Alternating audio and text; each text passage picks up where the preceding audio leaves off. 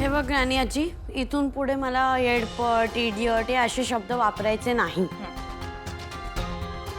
Sorry sorry म्हटलं ना बाळा. खरंच बाळा, अरे मला लक्षातच आलं नाही की तू नाटक करतेस म्हणून. कारण तू नाटक पण इतकं इतकं खरं खरं करत होतीस ना, आम्हाला सगळं खरंच वाटलं, म्हणून माझा थोडासा गोंधळ झाला. सिरियसली पाहिलं, म्हणून मी बोलते मी तुझ्यापेक्षा बेटर प्लॅन्स बनवते, हो की नाही?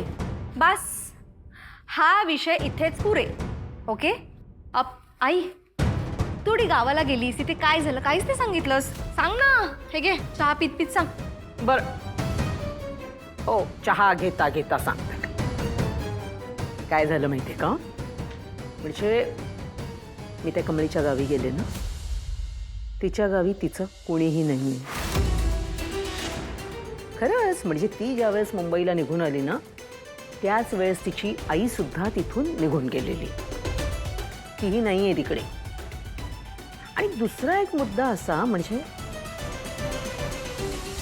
तुम्हाला माहिती आहे की राजनची पहिली बायको होती, तिचं घर मी जाळलं होतं. मी ज्या गावात गेले होते ते तेच गाव होतं. हो खरंच, आत्ता मी गेले होते ते तेच गाव होतं. आणि लोक असं बोलत पण होती की हो त्यांचं घर जाळलं होतं म्हणून. याचाच अर्थ काय होतो, कमळी ही राजनचीच मुलगी आहे. हे ग्रॅनी आजी, म्हणून मी तुला काही काम देत नाही, कारण तुला जे काम देते ना ते तू पूर्णच करत नाही. आणि आता मी बोलू का तुला, येडपट बोलू मी? अनिका, आगाऊपणा कमी करायचा बस. Okay sorry. तिला बोल.